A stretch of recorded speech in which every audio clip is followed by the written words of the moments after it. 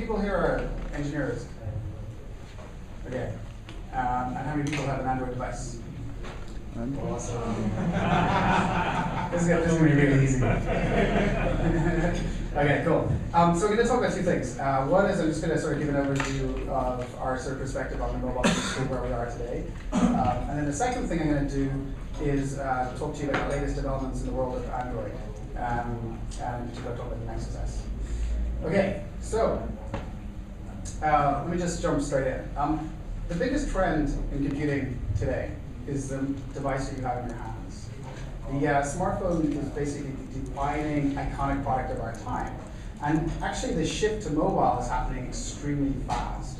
So just looking at sort of Google web search, the adoption of the mobile web is happening 8 times faster than it did on the desktop in the middle of the 1990s, which is just a fabulous pace. And in 2 years' time, we're going to reach an inflection point where there's going to be more smartphones sold per year than PCs globally. And it's not just about devices, it's also about pervasive connectivity. And the world has gone through this evolution, stages of computing cycles, if you like. And with each new computing cycle, we get 10 times more connected users and devices than the preceding one.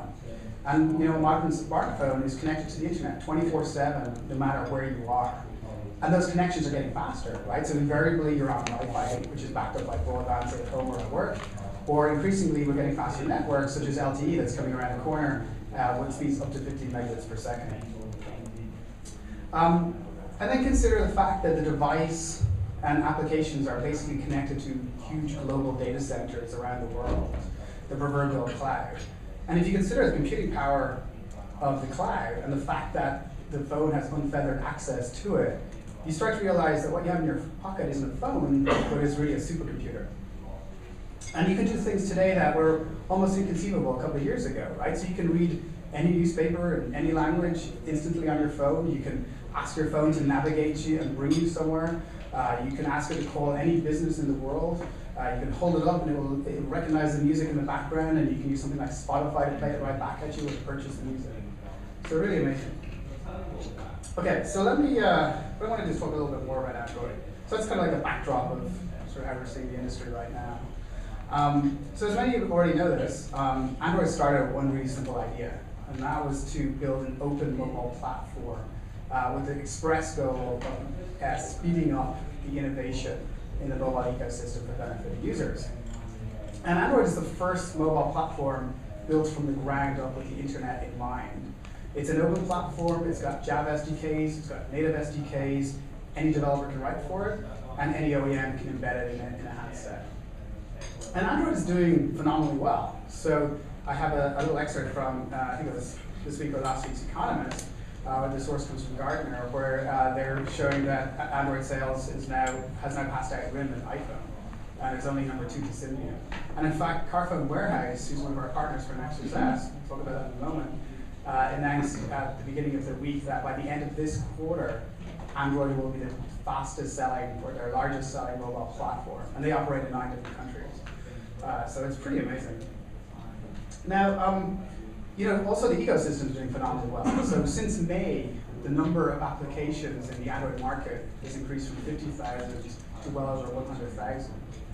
And the number of devices activating per day has increased from 100,000 to well over 200,000 in the same time frame. That's a very steep curve. Okay, so this is the main thing I guess some people want to hear. So earlier this week we announced the new Nexus S, which is a pure Google experience phone. And the phone isn't going to launch till next week, so what I thought I would do is spend a little bit of time today just giving you an overview of the device, and then also really just taking it for a test ride and showing you some demos. So I have a phone projector here. It's not working too well, so we'll try my best. I'm not sure who Wi-Fi is, so with all those caveats, I'm going to see if I can crash and burn lots of demos. But before I do that, let me switch and show you the marketing video, just so you can get a feel for how we're kind of marketing this device.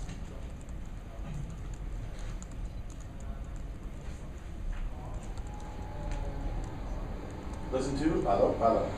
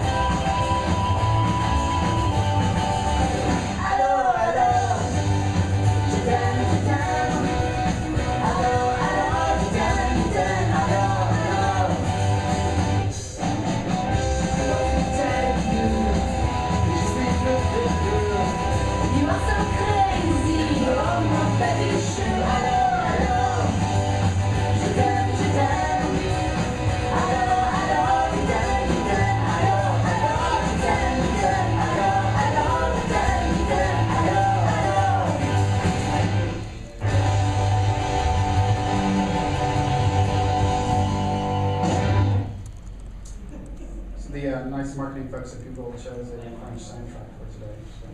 Nice. Okay, so I've actually heard that so many times, I'm actually starting to like it. It's really strange.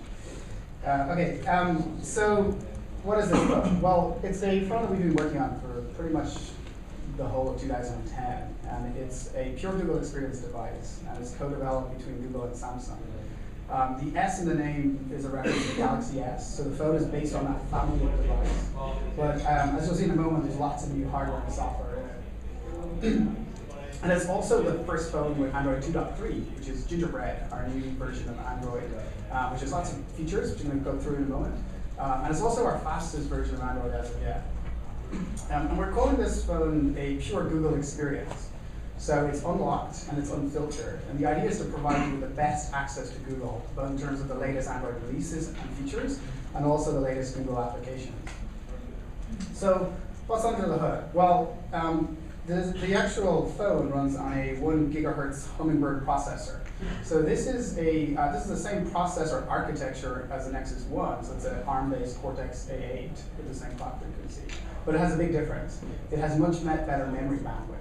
So that basically means getting data in and out of the CPU is a lot faster. The result is this is one of the fastest phones in the market.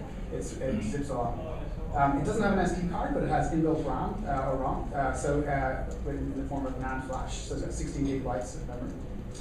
And also, the Nexus S has one of the world's first 4-inch contoured touchscreen displays. So you can sort of see the side contour there. It's pretty hard to see on the device here, but it's really quite nice. So you get this really cool curve. A, it looks cool, but B, it's also ergonomically useful. So it fits really nicely to your face. And also, when the phone's in your pocket, it fits more snugly. So it actually kind of feels smaller when you're carrying it around. The display technology itself uses Super AMOLED ideas, and the basic result of that is that the screen luminance is about 1.5 times the standard OLED. And because of the way the screen is manufactured, there's like almost 4 times less glare. And in fact, with Super AMOLED, the LEDs are actually quite close to the surface. So I'll show you in a moment, but it basically looks like the icons are almost drawn on the surface. And as you sort of rotate the phone, it still looks bright and vivid. The phone has a rear-facing and front-facing camera. So the front-facing camera is VGA 640 by 480. The rear-facing camera has 5 megapixels resolution with flash and autofocus. And then one of the really exciting features about this phone, I just remembered getting something out of my bag, is that it has a NFC capability, or near-field communications. So this is a first for Android, and what it means is you can take your Nexus S and put it in front or swipe a smart object, and the phone can respond. And so NFC objects, or NFC tags as they're called, are basically more general than the little QR codes. So they can encode information, not just URLs, but also text and images, etc. So one use case might be you have a movie poster with a designated NFC tag, you swipe your phone on it, and you can usually watch the movie trailer. And I'll talk a little bit more about a few examples in a moment. So that's the hardware. In terms of software, as I said, this is the first version. It's in fact our lead device for Android Gingerbread. When we work on Android releases, we like to A, partner with somebody, and B, focus on a device, because otherwise it's just really hard for our engineers to build a mobile platform in the abstract. Instead, we build and focus on one device, get the software really good, and then we do what we call dog food, which is it's a reference to eating your own dog food. So we test these things. I've been testing this phone for many months, living through all the evolutions and bugs and whatnot. So what's in Gingerbread? Well, first of all, we've refreshed the user interface. So we have lots of little things which I'll show you in a moment. And we also have a much better keyboard and text selection. There's also an improved application and battery usage manager. So the device takes a more active role in managing your application. So if you have an application that's not being used by the user, but is consuming a lot of CPU, the operating system may choose to suspend that, or if it's keeping the phone awake for too long, if it holds the wake clock too long, you may suspend it as well. The phone, as I mentioned, has support for NFC. Because this is Android, because this is open, you can actually get access to the NFC APIs if you're a developer. Another first for Gingerbread is internet calling. So we built voice over IP support directly into the phone. So now supports SIP, and I'll give you a demo of that in a moment. Also included first for Android, both in terms of hardware and software, is a gyroscope for games. So I'll show some demos of that. And then finally, we've improved some of the native code support. We have, so in Dalvik, we have now a concurrent garbage collector. We've got more support for native activities. And we've also included our new multimedia format WebM for the first time in Gingerbread. And we've also expanded our audio codecs to have the wideband versions of AMR and ADC to get that audio quality. So that's the software. In terms of availability, we partnered with Carphone Warehouse in the UK, and we partnered with Best Buy in the US. And we're selling the phones unlocked, so they can work on pretty much any GSM carrier. There's some caveats to that. AT&T, for example, uses slightly different frequencies, so you won't get 3G at AT&T. It'll work on most other US GSM carriers and worldwide. It's available for pre-order today from Carphone Warehouse, and we have a limited sort of selection of these devices before Christmas, but after Christmas we're going to have a much larger selection. And Carphone Warehouse, just to give you a data point, is making the phone available for free if you choose any carrier of your choice, and pay $35 a month. Okay, so that's the kind of like an overview of the phone. What I want to do is spend some time giving you some demos, and then I'm going to leave a bit of time at the end for questions. So I just need to set something up. Give me 1 minute.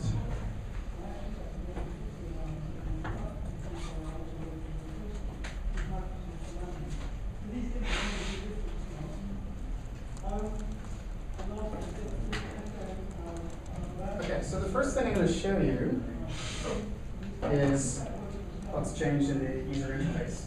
So let's have a look. Is this microphone on? Yep. Is it on it? You guys are? Okay, cool. So we're going to switch. It's not on. It's not on. Can we switch on the other microphone, please? Okay. Sounds like I have to do it.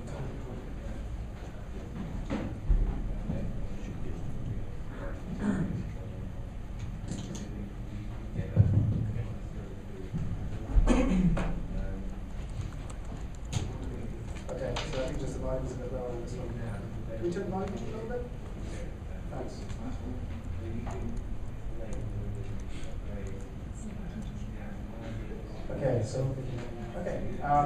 So first thing you'll notice about the Nexus S is we've refreshed the color scheme, so we have a much more consistent and vibrant color scheme. So for example, when you look at the launcher, you'll see that it's actually a little bit hard to see on the screen, so you can come up later and I can show you. But basically, you have a very deep black and very vibrant colors. And I mentioned earlier about the Super AMOLED screen being quite shallow, so that the LEDs, the sources of the light, are actually quite high up the surface. And so if I sort of rotate the phone, it almost looks like these icons are drawn on the phone. It's very nice. And we've made a lot of small changes and consistency improvements. So if you look at the status bar at the top, it's now no longer gray, it's now black. We've sort of made the icons a little bit nicer. They change color depending on activity, etc. And there's lots of other little changes. Like, so if I go into, say, this view of the settings, you'll notice that when I scroll to the end, you get this nice glowing effect to designate the end of the list again at the top. And it's all these little subtle changes that make the device really nice to use and make it more consistent. So the other major sort of productivity improvement is text messaging. Well, excuse me, it's text entry.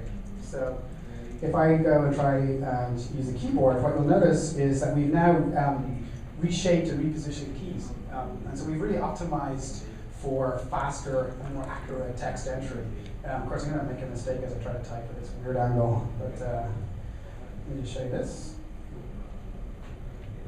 Okay, so one of the nice features that we've added is that you can now correct words that you previously typed. So if I go back and click the first word here, I get the dictionary alternates at the bottom, and I can correct them like that. And we've also added something called multi-chording, so that you can now enter digits without changing mode. So normally on a mobile phone, if you want to go from alpha characters to numeric characters, you press a button to toggle the mode, and then you press a button to go back again. So here we're just doing a simple multi-touch idea. This is so trivial. It's like pressing the shift key, but nobody has done it before. So if I just press the number key, I can just press numbers, let go, and immediately go back to typing alpha characters. So it's just a much faster way to edit text. The other change we've made is around text selection. So you may not notice yet, but this device doesn't have a trackball. So what do you want to do if you want to select a bit of text? So right now, what we've done is we've added a new kind of bounding arrow box here. So you can literally just move it and pick text. And then click on it, I can copy it, and then long press to paste as before, like that. A couple of other examples. So I mentioned before that the phone takes a more active role in managing applications and their life cycle. So if I go into the application settings, you'll notice, that you can now see how much memory your applications are using. So I can see, in terms of running applications, how much RAM is being used, how much RAM is being used by each app. I can look at the USB storage, how much USB storage is used by the different apps. And also, you can see the battery use, right? So it will actually show you the proportion of batteries and the percentage of CPU time that's been used. So if you have an application that's particularly power hungry, you can be aware of it. Another small change that we've made that makes a difference, we now have a centralized download manager. So all your downloads can be found under this icon here, so you can go back and reaction them. And also, now if you make or initiate a big download on the mobile network, we'll give you an option to continue the download when you get back onto Wi-Fi. So just, again, small changes that make the experience much nicer. Okay. So next, I'm going to show you NFC. So NFC, as I said, is it's a lot more versatile than QR codes, so it's much faster to use. And it's also possible to embed NFC tags in lots of different types of objects.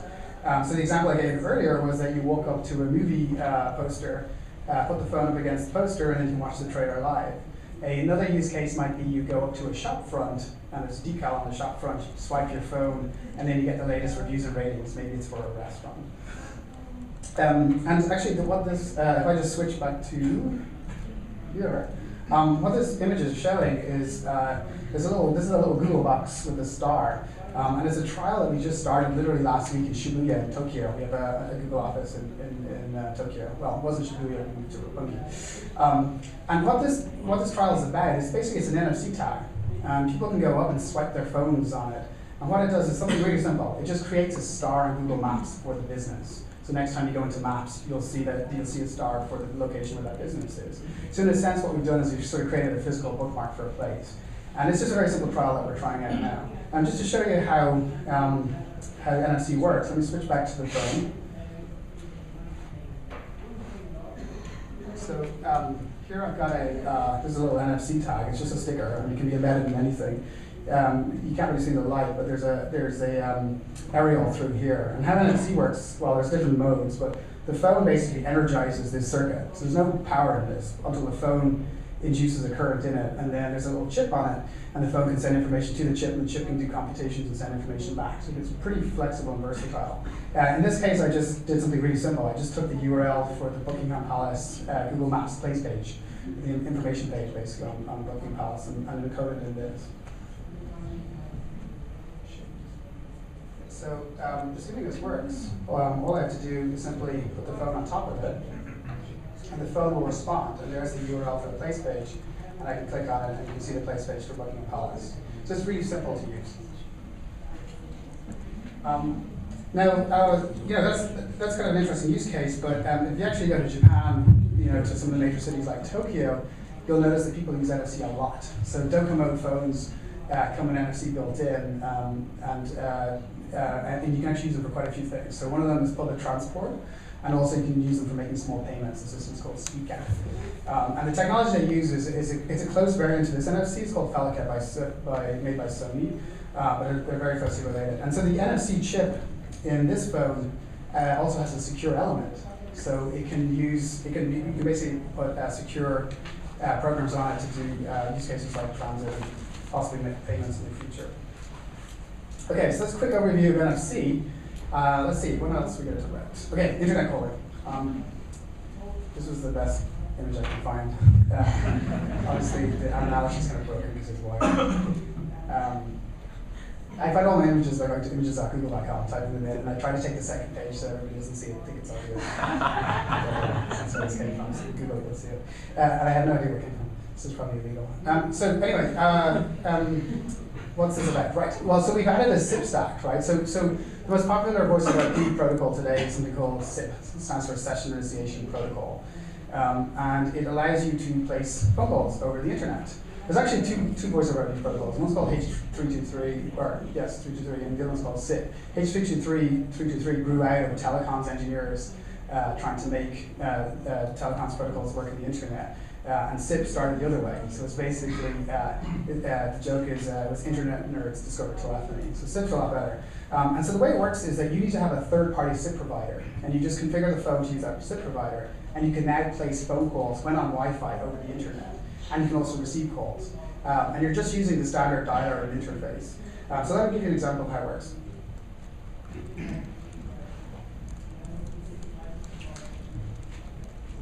So just sort of to make a point of this, what I'm going to do is put this phone on airplane mode. So I've configured this phone to use a SIP provider, called SIPgate in this case. So what I'll do is I'll put on airplane mode. So you'll see the icon at the top will get a little airplane. So now it's not connected to anything, but let me put it back on Wi-Fi. So it's a little known secret. With Android, you can turn it on to Wi-Fi only by going to airplane mode, then switching on Wi-Fi. So now if you look at the status icons, we should hopefully see the Wi-Fi symbol. So it's connected to Wi-Fi, but the airplane's still there, so it doesn't have connection to the cell network. This is equivalent to if it was connected to Wi-Fi without a cell SIM card. And then on this phone, which is the Nexus S number 2 as opposed to the Nexus 2, if I then place a phone call to the service, so the service that SIPgate runs, it converts a normal phone number, so this could be any phone, into SIP for me. So if I call it here, you should see the phone underneath responding. Oh, I heard some kind of weird a credit kind of message. Okay, that doesn't sound good. It says no rights found. I'm going to make one quick check. So the way you set up your SIP calling is that under call settings, you set up an account here, and you basically set up your configuration. And so you can see here that I have an account with SIPgate set up, and it's saying receiving calls. I'm just going to give this one more go. I think the problem is with the service as opposed to the phone. So you can see it's correctly registered here. It's also possible that the Wi-Fi network at LeWeb is somehow blocking flow traffic. Yeah, okay, it's not working. Trust me, it was. Okay, so let me, we know. Yeah, you guys like Android, you listen. Okay, so let me put back on the phone. Okay, so that's internet calling. And again, you can also make calls. So what you can do is you can configure the phone to ask you each time, do you want to place a call over the internet or not when Wi-Fi is available, or you can get to always place calls over the internet when Wi-Fi is around, etc. So that's pretty cool. So the next thing I want to talk about is gyros. So modern smartphones increasingly have accelerometers in them, and accelerometers measure acceleration as a result of force applied on the device. And typically what accelerometers are used for orientation. So they're the sensors that trigger the landscape to portrait conversion, etc. But anyone who's used a smartphone that has an accelerometer will know that the phone can get confused pretty easily. And the reason it gets confused is that accelerometers can't differentiate the acceleration due to gravity that we all feel versus the acceleration that the user is actually imparting on the device. And that's where gyros come in. So they're a new kind of sensor, solid-state sensor. And what they do is they allow you to measure the rate of rotation around different axes. So on the Nexus S, there's now a tri-axis gyro, so we'll measure the rate of rotation around the X, Y, and Z axes. And what you can do is you can integrate that to get the absolute orientation. And if you combine a gyro with an accelerometer, you can now do some pretty interesting things. So you can now detect full 3D motion. So you can detect if somebody's rotating like this, but you can still use the accelerometer to detect sort of linear acceleration that the user is applying to the device. And you can separate out gravity too, doing some pretty clever DSP. So I hacked up a really simple demo just to show you how this works. So I found a little code.google.com project where somebody had ported some OpenGL graphics examples to Android, and I just quickly hacked in the gyro sensor. So in this you can see a funny-looking cylindrical shape, and as I wired the gyro, so now as I turn like this, the gyro will actually turn the object, and I've also just wired it up at this angle here. And it's really precise, right? You see it's like really exact. And also just for fun, I wired up the Z-axis. If I twist it, it gets larger. more like that. So that's basically the gyro. So the main use case is games, right, or very accurate orientation detection. Okay, so let me talk a little bit about voice search. We've been working pretty hard over the last, I guess, 12 months or so, working on bringing out new languages. So we support everything from Japanese to Czech to Korean, different versions of Chinese. The list of languages are all here. And people really love this feature. So in the US, it's pretty incredible, but on Android, 1 in 4 searches done from Android are basically voice searches, which is a really astonishing number.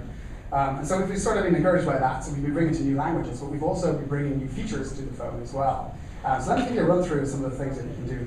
And this is, well, let me explain with some examples. So the first thing you can, so some of you have probably already seen this if you have Android devices, but you can just do a regular web search query. Pictures of the Golden Gate Bridge at sunset. And the idea here, of course, is that speaking is generally faster than typing unless your Wi-Fi network sucks, which it does right now. Let's do that. So normally what we do is we have a separate Wi-Fi network for presenters, so this doesn't happen. Yeah, connection problem. Let me just check if I can get back on Wi-Fi. See if the browser is loading.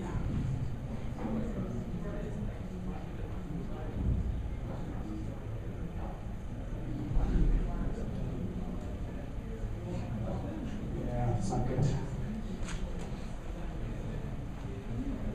so internet has died. Let me just try and switch off Wi-Fi and see if I can get a cell network connection. Actually, I don't even have a 3G signal here.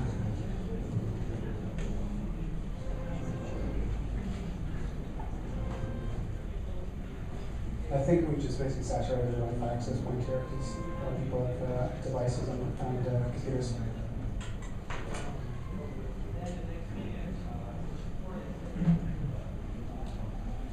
Okay, let me check if I got internet on my laptop.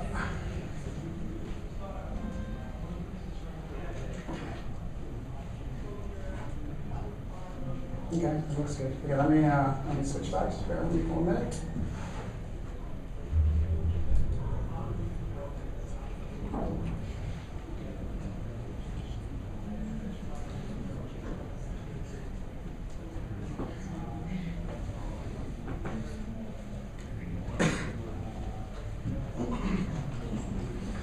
Okay, updating IP address.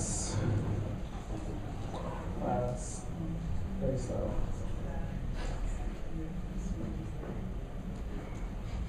Okay, let me get off the Wi-Fi. It's not happening. Let's see if 3G is working.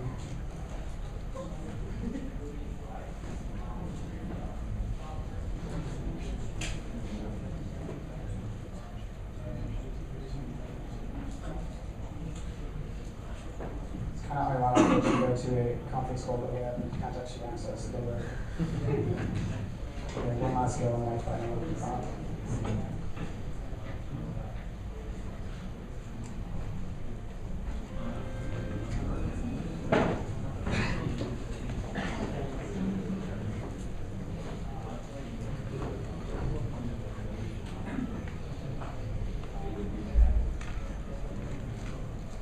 Yeah, okay, so Wi-Fi is now. So what I was going to show you was that with voice search, so you can use your voice just to make regular queries, but you can also use it to do commands. So we launched a new set of features in the US first, so we're working on bringing them to other languages, called voice actions. And the idea of voice actions is that you can use your voice to do common actions. So we looked at things that you do very frequently on the device that are kind of fiddly to do. They require a lot of your kind of user attention. So examples are sending text messages to somebody, setting alarms, calling a business anywhere in the world because we have all the Google Maps information in the background. Also listening to music as well. And it creates a really nice interface because you can just simply use the device hands-free or with almost very little attention and do tasks that you would often do on the phone. So I actually look like I have a connection here. Let me try it one more time.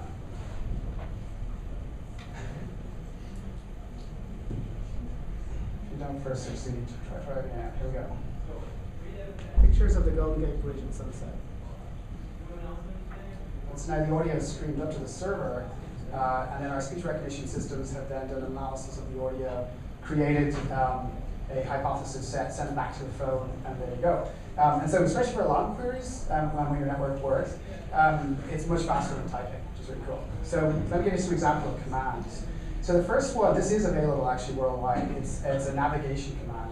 So I can just get the phone to navigate anywhere I want it to go. Navigate to the Eiffel Tower. And so now what it does is it fires off a navigation intent with the search query, and then Google Maps, which supports navigation, will pick that up with its intent receiver, and then it will basically start the navigation application, so the GPS, and then give you turn-by-turn directions to where you need to go. So that's I won't wait for GPS. So that's a really good use case when you have the car docked, you have the phone docked to your car, and you issue a command to where you need to go. So let me just show you the voice action stuff. I'll just run through these really quickly. Send text to Louise. Can you give me a call, please? And so immediately you can see you got a one-click send. You got the name, you've got the message. You can see it's in blue here, so that basically means the speech recognizer wasn't 100% sure what I said. If I click on it, I then get alternates, and I can change it. Let me show you a few more.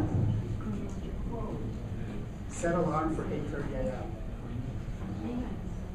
And again, I can just set alarm with one click. And then I talked about businesses. So I can call any business in the world by setting the location, or I can depend on the phone's location. So one example is the Victoria Plaza Hotel, which is a hotel that people often stay in London when it comes to the Google office there. Call Victoria Plaza Hotel, London. And now, this isn't in my address book, but it just simply uses Google Maps, finds the address, finds the number, and then immediately will call, which I should definitely not do. Okay, and then the final example, and I'm going to just swap the audio out. If we could just turn down the volume on the connection there so we have to create an explosion. Okay, good. I'm going to plug it into the phone. So the Nexus S has a 3.5mm jack at the bottom, as you probably just noticed. So this is my favorite one. It's the listen to action. So let me try this. Listen to Lady Gaga. And hopefully we have the hopefully we have the volume set up. So what happens here is the phone loses internet connection. No. Let me stop and try it. Well, retrying. That's weird. Yeah. It's gonna fail. Let me try one more time. Listen to Lady Gaga. You didn't really want to hear Lady Gaga anyway, right? Yeah, no. Yeah, okay. Well, so what would have happened if you had an internet connection is it would then send a listen to command, and then any application that's registered for that intent will respond. So I have Spotify built into this, which is a cloud music service, as you're probably aware, and then it would just simply play the music straight away. Okay, so we just support that internationally. Okay, so the very last example, which will only work if internet comes back, but let's risk it. So because your TV or your desktop's connected to the internet, because your phone's connected to the internet or to the cloud, they can basically combine and talk to each other directly. And so there's a lot of really interesting use cases I don't think people have really thought about too much. So one of my favorite ones of this is something that we call leanback. So basically I have leanback running here, and it's youtube.com/leanback. I'm going to plug out the audio again. Okay. And I'm plugging it into the laptop. Okay, so what you can do is, let me just switch back to the phone.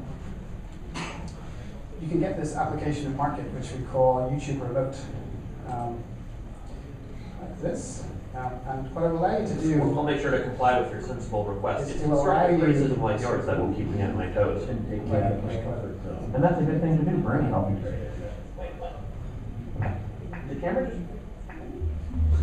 So, in honor of WikiLeaks listing sites U.S. security, which I think is great sarcasm, I've decided to show myself. So what's happening here is I'm starting an application, and then it's connecting to the leanback service. And so I can stop that annoying noise by pressing pause, for starters. So what's happening is you can see that I basically got a remote control here. So I can press play on the phone, and it will just start playing. I can pause, I can fast forward. If I go back to the phone, like, oh look, there's Lady Gaga. So let's press Lady Gaga. That was a blast. You'll do Lady Gaga yet, and you will like it. So there we go. So that's just put Lady Gaga or whatever that is on my laptop. And again, you know, I can sort of pause it and fast forward and rewind and all that kind of thing. Okay, we have definitely done our watch list. That we should send home the prejudice. Okay, I do apologize for the video. So that's basically it. I think I'm going to just leave it there. The last thing I'll just show you is a little animation at the end. So anyone old enough to remember cathode ray tubes, so the old TV technology, and especially old ones where when you turn them off, the magnetic field would collapse and the beam would just sort of come into a little point and then disappear. Well, we did this little light animation for the phone, which turns out to be really hard to do, but it's also really nice, so you get this little sound. So that's probably a good point for me to leave it at this point. So thank you for listening. Any questions?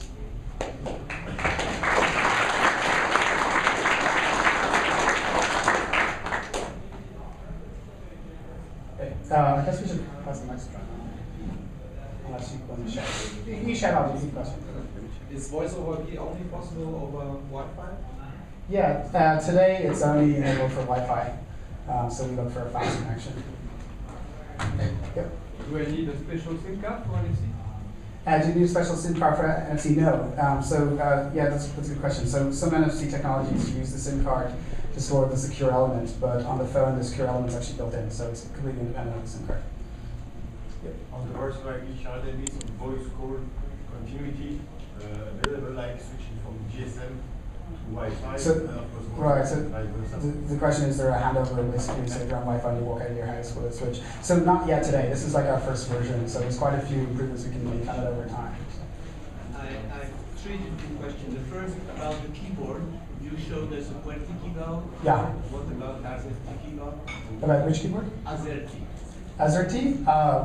Which is a normal French. Yeah, sure. I think, I'm pretty sure it supports that. So the keyboard is built into an Android package called the IME, Latin IME, and I'm pretty sure there's an AZERTY version mode for the Latin IME. Pretty sure. The second thing is about the voice command. Yep. Do we have to educate the cell phone first for the voice recognition? Right, so the question was, do you have to train for the speech recognition? No, so it's actually speaker independent. The way it works is we collect data and we build acoustic model and language models to a generic accent, basically, or language. And the third one is when you showed us the video that you can comment from your cell phone. If we want to follow that with the Google Analytics, is that possible? If you want to follow the video with Google Analytics. So I think on YouTube you can set up, so if you've got your own channel on YouTube, I'm pretty sure you can enable Google Analytics for that channel. I'm talking about events, you know, the fact that someone is posing the video. Oh, I see. Can you specifically use Google Analytics to catch the event that someone's pausing and playing the video? That's a good question. I don't know the answer. I'm guessing not, because it's very new. But it's something that we probably should add in the future. Thank you. Okay, sure. I've read about offline Google Maps. Is that really 2.3? Good question. I was going to show it here, but we're going to do a Marissa Meyer's keynote with Michael Arrington about 3:30. I'm going to come out and do a demo a little bit there. And yeah, if you're into maps, this is awesome. But I couldn't show it now because Marissa gave it to me. My real question actually is, can you preload entire countries the way you do in Nokia? Can you preload entire countries? It's a European problem. It's roaming. Yeah, roaming sure. expensive. The short answer is yes, and it's really intelligent. If you come on 3:30, I'll explain how it works. Okay, in the center? Well, about Android, you like Android. Well, right now there's a lot of companies who are creating phones and stuff like that. We're using like 2.1, 2.2. Android, you want to create like the Google experience. And what's next for you? I mean, you're giving all the company who develops phones and stuff like that. You're giving away like do what you want. And are you going to restrict those? Are you going to limit those companies on their next phone to be able to like people could go and download the source like normal people? I mean, I can do it. I'm normal, but I mean, people who don't have all the computing engineering and stuff like that, just to be able to download the new version of Android and install it on your phone. Is it something you're trying to plan on Android? No, so we're not going to change anything. So, like, here's the deal. There's like dozens of different Android devices out there, and the reality is openness means customization. Like, we don't feel like one size fits all. And the other reality is if you leave the system to be customizable, it leads to innovation. And so there's some pretty nice innovations. The G2 has a slide-out keyboard, HTC Evo has the Sense UI, etc. With the Nexus S, we just want to show another variant of Google, right? This is Android rather. This is sort of how Google envisions it. So it's kind of pure Google experience, unlocked and unfiltered, and it will really give you access to the very latest features unfeathered, and also to the latest Google apps. So it's just another variant in the Android experience. Yeah, at the back. Yeah, concerning the localization issue, are there plans in terms of right to left languages? Are there plans for right languages? Yes. I don't have specific information on that, but we are working on bringing more languages. So we're working on bringing more languages, both in terms of support on the phone, and right to left is the more difficult one, right? But also bringing market out in more countries. So it's just something that's on the priority list, and we're getting to. Sorry? Yep. I have a question on NFC. Yep. So next to the fact that you can tag some information to the NFC tags, like Alcatel saying is doing and so on, shall Google be player in e-payment, like by example in Belgium, with Telecom partner with Alcatel with Ping and link with NFC, but without an embedded NFC reader in the phone, and you change the game. Can you play a role in e-payment? Well, the good news is you can be too, because we just made the APIs available to you. So we don't have anything to announce right now on payments. Yep. Yes, so for NSC, as you showed, in Japan, probably half or over half of the mobile phone has already Suica. Yeah, from Suica, yeah. Suica. And now coming new Android phone has supporting Finger. Yeah. So Well, actually, how do you have that plan? so we're not actually supporting Felica in this first version. We're supporting the Type A ISO. I can't remember the number. I think it's A and B. Felica's Type C. Right, that's in the software. It could be in the future that we add support for Felica as well, because actually the chip in theory can do it. But we're kind of focusing on that here. But obviously, Japan's an interesting market for us. Android's starting to explode there, and I'm sure it's only a matter of time. Thank you. Yep. When's 2.3 going to the next one? When's 2.3 going to the Nexus one? In a couple of weeks. I can't be more precise. It's just a QA thing, so like a lot of people internally are using it. Is that how you guys do internal testing? Yeah. So you can internally we have if you're a developer you can just pull all the source and build it and flash your phone, flash your phone. Alternatively, you can use flash stations and things like that. But generally, we encourage people to test things internally before they go out. So we have proper QA, but there's no substitute for users taking it for a weekend, driving around and really testing it. So. But also non-developer? Everybody and anybody wants to. That was a subtle pitch for come join Google. It's really cool. The question regarding to energy savings. So you showed us quite a nice application showing the consumption of energy of every application. Yeah. But how shall you handle the fact to get the phone last longer? Because as we all know, enabling all those sensors consume tons of batteries, and after a few hours. Yeah, so the question is, if you have all these sensors, are we going to use up more power? Well, the thing is, we're constantly improving the power consumption, right? Like, so I mentioned the color scheme, the sort of the colors on black. Well, it turns out a Super AMOLED screen or an OLED screen, when you have black, it means the LEDs are off, so it's much more power efficient, and it's really the screen that uses up most of the power. If you look at sensors like gyros and accelerometers and NFC chips, the power consumption is a small fraction of the screen. And so typically, what you'll do is you'll turn them on when the screen is on, and so you're just adding a small delta. Quickly related to the heating of the device itself, because it's linked. The fact that the device might become hot. The device might become hot. Yeah, I mean heating. So power consumption generally, if you have high current draw, you generally have a lot of heat. And in terms of battery life, I'm going to remember. I think it could, like in 2G in standby mode, it will actually last 29 days. Crazy. But obviously in 3G, it's half that, 14, and then talk time is probably another half of that again, roughly. So like 7 hours talk time in 3G, I think. Or no, actually maybe 7 hours 2G talk time and about 4 hours talk time. I don't remember, I'm sorry. Come up and ask me afterwards. Okay, probably last question. You try to show us the local playing of Lady Gaga. Yeah. Didn't work. Isn't it a little contradictory that you have to go to an external server to then play local music? I mean, you know, basically it's on your phone, you're talking to the phone, and if you don't have network connection, isn't that putting a lot of trust in the network all the time?